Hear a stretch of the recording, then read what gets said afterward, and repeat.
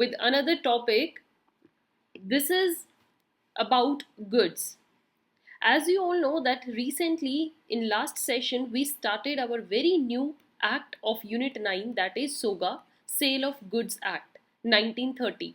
And in last session I gave you brief introduction, explanation what is actually a contract of sale or contract of जो sale होता है, this Sale of Goods Act, why it's now made a separate act. इसको एक separate act बनाने की पीछे क्या need थी and its importance we all covered in last session. Those who have not watched, on the top you see the link, go and watch the last session. तो जो हमारा सेल ऑफ गुड्स एक्ट है, actually में जो इसका crux है, जो इसका सब्जेक्ट मैटर है, वो है गुड्स. कॉन्ट्रैक्ट जो बनता है, कॉन्ट्रैक्ट का एक सब्जेक्ट मैटर होता है, एक्चुअली आप किस बेसिस पर कॉन्ट्रैक्ट बना रहे हो, and that is upon goods. Goods का sale purchase, one party sell the goods and other one is the buyer who purchases the good. तो सेल परचेज से रिलेटेड जो एग्रीमेंट बनता है, जो कॉन्ट्रैक्ट बनता है, जिसका सब्जेक्ट मैटर गुड्स होता है, वो हमारा सेल ऑफ गुड्स एक्ट के अंदर कवर्ड है. So it is very necessary that you should all know what is exactly the meaning of goods. Goods में क्या इंक्लूड है, गुड्स क्या होता है, हम किस कैटेगरी को गुड्स में ला सकते हैं, किन पर्टिकुलर प्रोडक्ट्स को गुड्स की डेफिनेशन में ऐड नहीं कर सकते, ये सब जानना ज़रूरी है. So in today's session I am going to tell you its meaning and we will discuss it types of goods. So let's begin this unit 9 topic. Here below is mail address and call number through which you can get in touch with us. These are the link students. आप हमें कभी भी किसी भी time अपने doubts, अपनी queries हमें send कर सकते हैं. सो मीनिंग ऑफ गुड्स क्या होता है? गुड्स आप किसे कहोगे? So goods means every kind of movable property other than actionable claims and money. Movable property means it can be transferred from one person to another person. It can be handed over. Actually में आप उस particular property को hand over कर सकते हो दूसरे person को, तो वो एक मूवेबल प्रॉपर्टी होगी. Immovable property like properties, land, building, house, ये सब इमूवेबल है. आप इनको किसी पर्सन को ट्रांसफर नहीं कर सकते, इसलिए ये सेल ऑफ गुड्स एक्ट में इंक्लूडेड नहीं है. जो प्रॉपर्टी, हाउस, बिल्डिंग होती है, ये ट्रांसफर ऑफ प्रॉपर्टी में इंक्लूड होती है, क्योंकि वहां पर आप इमूवेबल गुड्स इंक्लूड करते हो. सो ट्रांसफर ऑफ प्रॉपर्टी जो हमारा टीपीए है, उसमें हम इनको पढ़ेंगे. अभी हम जो सेल ऑफ गुड्स एक्ट है, उसमें जो गुड्स इंक्लूडेड है that are movable only.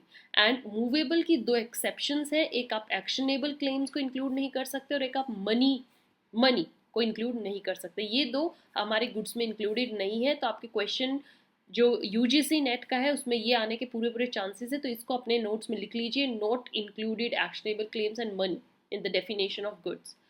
And include क्या क्या करती हैं, तो कुछ स्पेसिफिक चीज़ें भी बताई गई हैं ताकि आप कंफ्यूज ना हो. सो मूवेबल प्रॉपर्टी तो रहेगी, प्लस इसमें क्या क्या इंक्लूड है? Stock, shares, growing crops, grass and things attach to or forming part of land which are agree to be seaward.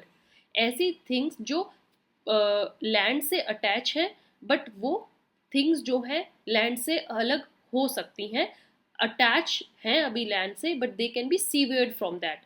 Land से आप उनको अलग भी कर सकते हो. सपोज कीजिए यूकेलिप्टस ट्रीज होते हैं, है ना, मैंगो ट्रीज होती है जिसकी ब्रांचेज यूज होती हैं. तो जो ये ट्रीज होते हैं जिससे वुड बनता है, तो क्या होता है, जब तक ये ट्रीज है they are the things that are attach to earth. But आप अगर इनको अलग कर सकते हो, काट के इनका फर्नीचर बना सकते हो, तो ये मूवेबल कैटेगरी में आ जाती हैं और आप इनको कॉन्ट्रैक्ट ऑफ सेल में इंक्लूड कर सकते हो. तो my dear students, you have to pay attention towards each and everything which is good under SOGA and which is not a good. Now as I told you there is exception. So money को हम include नहीं करते हैं. Money means money में क्या क्या आया है? Current money and it includes rare and old coins. Rare and old coins जो हमारे रहे हैं, old coins, these are not included. Next, actionable claims. Actionable claims होते हैं जिनके अगेंस्ट आप, ऐसे क्लेम्स जिन पे आप किसी थर्ड पार्टी के अगेंस्ट एक्शन लेकर आ सकते हो.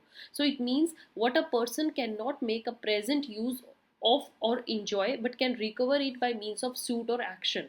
ऐसी चीज़ें जो आप अभी इंजॉय नहीं कर सकते, बट आप एक्शन लाकर कोर्ट से केस जीत कर, सूट फाइल करके अगर आप जीत जाते हो, तो आप उस प्रॉपर्टी को इंजॉय कर लोगे. So thus a debt due to a man, from another is an actionable claim and cannot be sold as goods. आपका किसी से डेट मिलना है, आपने किसी को उधार पे पैसे दे रखे हैं, तो कल अगर आपको वो पैसे नहीं देता, आप एक्शन सूट फाइल करके उस पर कोर्ट के थ्रू एक्शन ला सकते हो और अपना पैसा रिकवर कर सकते हो.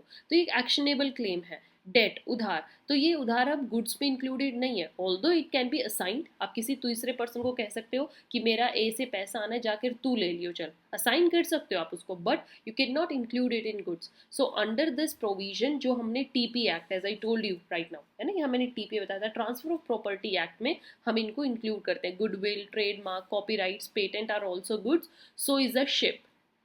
These are include. So as regard water, gas, electricity, ये हमारे डाउटफुल हैं अभी कि हम इनको गुड्स में इंक्लूड करें या ना करें, वो हर एक सिचुएशन पर डिपेंड करता है. So that's why here we have discussed and I have made elaborately this differentiation कि हमारे पास गुड्स में क्या क्या इंक्लूडेड है डेफिनेशन में. So students pay attention towards each and every type. The very first is existing goods.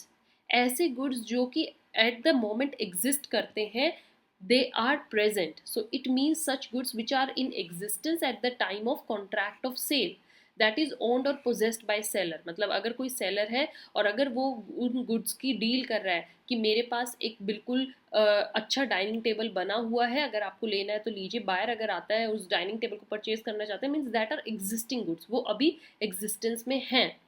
Next is specified और ascertained goods.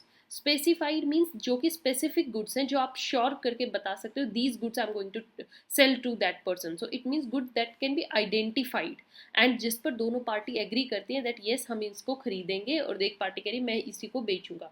तो ये आइडेंटिफाइड गुड्स हैं जिनको आप स्पेसिफिकली असर्टेन कर सकते हो. नेक्स्ट है जेनरिक और uncertain goods. Generic means general. कोई पर्सन आता है आपसे कुछ मांग रहा है, आपके पास बहुत सारे गुड्स हैं, उसने स्पेसिफिकली पॉइंट करके नहीं कहा कि मुझे यही क्वालिटी चाहिए. अनअसर्टेन्ड है, कोई भी गुड सेलर उठाकर दे सकता है. So it means the goods which are not specifically identified but are indicated by description. एक पर्सन ने डिस्क्राइब कर दिया है कि मेरे को ये सामान चाहिए, बट वो स्पेसिफिक पॉइंट करके नहीं बता रहा कि यही वाला दो. समझे. Then next type is future goods. Future goods किन्हें बोलेंगे? ऐसे गुड्स जो अभी एग्जिस्टेंस में नहीं है. It means goods to be manufactured, जो अभी मैन्युफैक्चर होंगे, आपके पास उनका ऑर्डर आ गया है बट आपको अकॉर्डिंग टू द ऑर्डर अभी वो बनाने हैं, आपको वो अभी प्रोड्यूस करने हैं. सो सेलर को या तो वो खुद बनाने या कहीं से लेकर आने हैं आफ्टर मेकिंग, जब उनका सेल कॉन्ट्रैक्ट ऑफ सेल बन गया. मीन्स एट प्रेजेंट सेलर के पास वो सामान बना नहीं हुआ है. Next is contingent goods. Contingent goods हम किन्हें कहेंगे? ऐसे गुड्स जो कि the acquisition of which by the seller depends upon contingency. Means कोई कंटिंजेंट कंडीशन होने पर जो सेलर है वह तब उन गुड्स को देगा, किसको? बायर को. एंड दैट कंडीशन मे और मे नॉट हैपन, हो या ना हो, उस चीज पर वो गुड्स डिपेंड करते हैं.